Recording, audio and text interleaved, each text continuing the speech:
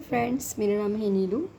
और जैसे कि आपको मैंने इससे पहले वीडियो में बताया था कि एक लास्ट वीडियो और है जो आएगी, फिर आपका आदिकाल पूरा मेरी तरफ से पूरा कंप्लीट हो जाएगा। अगर फिर भी कोई क्वेश्चंस रहते हैं जो पेपर में पूछे जा सकते हैं और जो मेरी वीडियो में कंप्लीट नहीं हुए तो मैं क्वेश्चंस करवाऊँगी, उसमें वो पूरे हो जाएंगे। ओके फ्रेंड्स, अभी लास्ट वीडियो है, इसके अंदर जो इम्पोर्टेंट पॉइंट्स हैं वो सारे लिखे हुए हैं। चलिए स्टार्ट करते हैं। अपभ्रंश भाषा में 3 प्रकार के बंध पाए जाते हैं। अब ये आपको पता होना चाहिए कि कौन कौन से 3 बंध होते हैं। तो ये आप देख लीजिए, दोहा बंध होता है, पद्धतियाँ बंध होता है और गए बंध होता है। ठीक है, तो ये आपसे डायरेक्ट क्वेश्चन पूछ लेते हैं कि कितने बंध होते हैं। तो 3 बंध होते हैं। कौन कौन से, तो उनके नाम अपने देख ही लिए हैं। नेक्स्ट पॉइंट दिया है फ्रेंड्स, हजारी प्रसाद द्विवेदी ने लिखा है। हजारी प्रसाद द्विवेदी ने क्या लिखा है कि दोहा या दूहा अपभ्रंश का अपना एक छंद है। क्या है? दोहा या फिर दूहा। दोहा को ही दूहा कहते हैं। ठीक है, और ये अपभ्रंश भाषा में है। अपभ्रंश का क्या है कि ये छंद है। उसी प्रकार गाथा या प्राकृत का अपना एक छंद है। नेक्स्ट पॉइंट दिया है फ्रेंड्स, अपभ्रंश का चरित्र काव्य पद्धतियाँ बंद में लिखा गया है। अपभ्रंश का चरित्र काव्य पद्धतियाँ बंद में लिखा गया है, ये आपको पता होना चाहिए।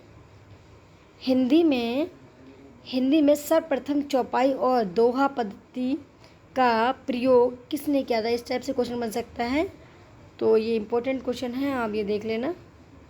हिंदी में सर्वप्रथम चौपाई और दोहा पद्धति का प्रयोग बौद्ध सिद्ध सरहप्पा की रचनाओं में मिलता है। सबसे पहले किसकी रचनाओं में मिलता है ये? तो सरप्पा की रचना में मिलता है। बौद्ध सिद्ध सरप्पा की रचना में ये मिलता है।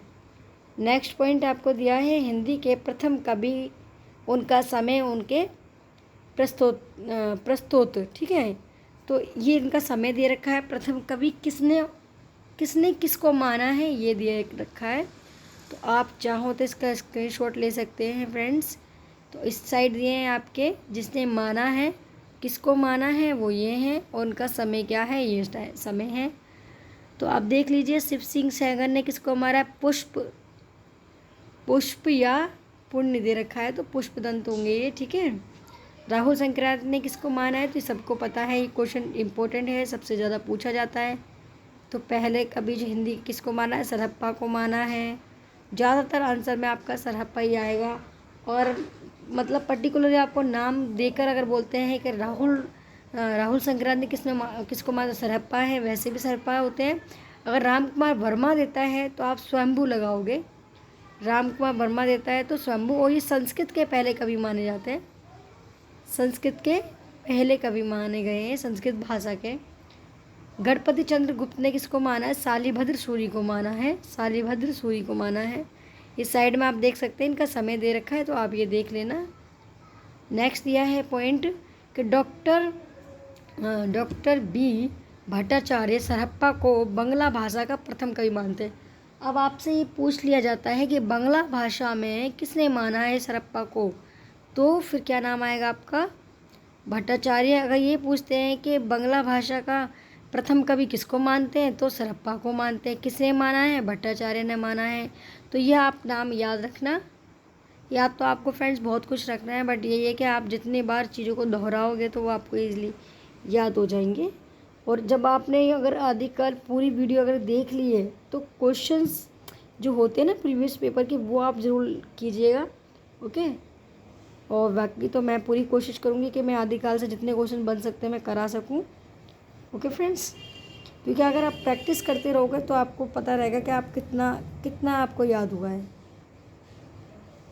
नेक्स्ट दिया है आपको कवि भूवाल 10वीं शताब्दी के हिंदी के प्रथम कवि माने जाते हैं। कवि भूवाल।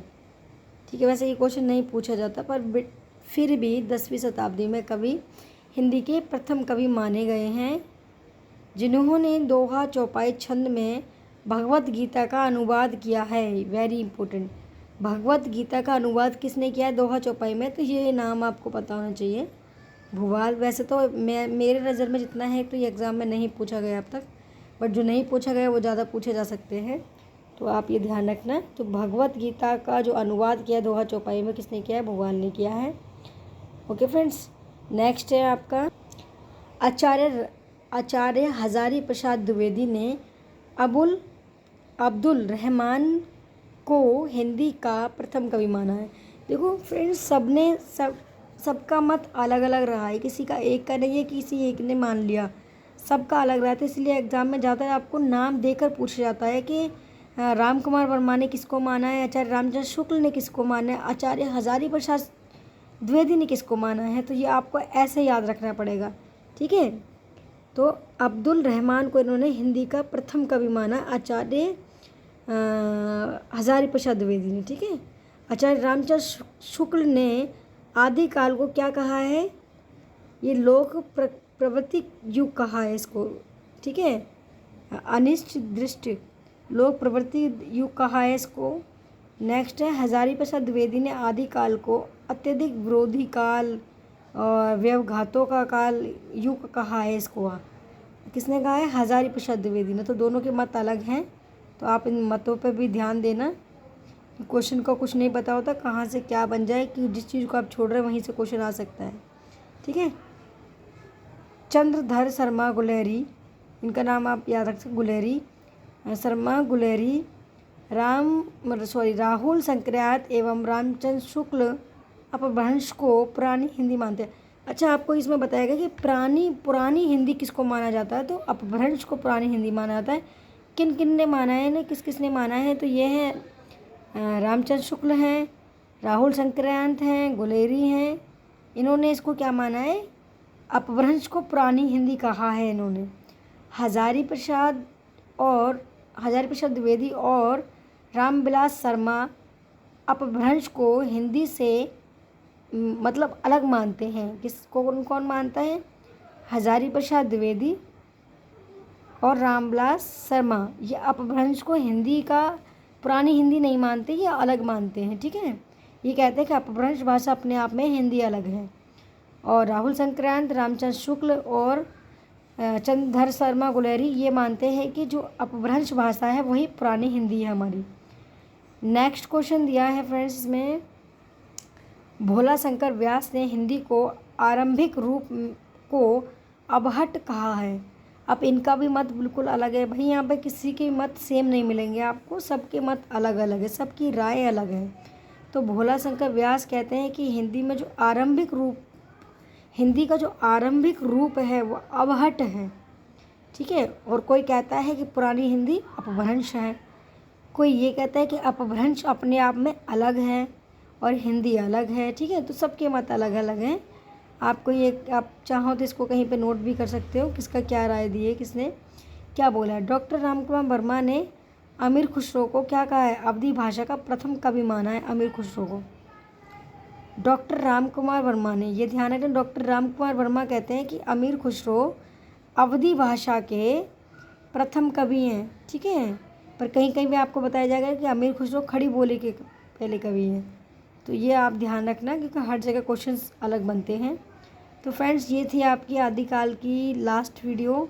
आई होप आपको ये क्वेश्चंस अच्छे लगे हों, ठीक है। अगर नहीं लगे हैं तो प्लीज़ ज़रूर बताइएगा कि इसमें कमी क्या है, क्योंकि मेरे से जो क्वेश्चन बन सकते हैं, जो पॉइंट्स निकल सकते हैं कि भाई यहाँ से क्वेश्चन आ सकते हैं, वो सारे पॉइंट्स मैं बनाती हूँ, आपके साथ शेयर करती हूँ ताकि आपकी हेल्प हो जाए। ओके, वीडियो अच्छी लगी तो प्लीज़ लाइक कर देना, चैनल को सब्सक्राइब कर देना। अब हम लेंगे नेक्स्ट वीडियो में, कोशिश करूँगी अगर इसके बाद में अगर ला सकी तो क्वेश्चन लाऊंगी, नहीं क्वेश्चन आ पाए तो आप टेंशन मत लेना। मैं आदिकाल आपको हो चुका, भक्ति काल जरूर स्टार्ट करूँगी, ताकि मैं हिंदी साहित्य जो है आदिकाल और भक्ति काल, रीतिकाल, आधुनिक काल, ये सब आपका करा सकूँ। ओके फ्रेंड्स, पूरी कोशिश मेरी यही रहेगी। तो प्लीज़ आप चैनल को सब्सक्राइब ज़रूर कीजिएगा। ओके, अब हम मिलेंगे नेक्स्ट वीडियो में। बाय।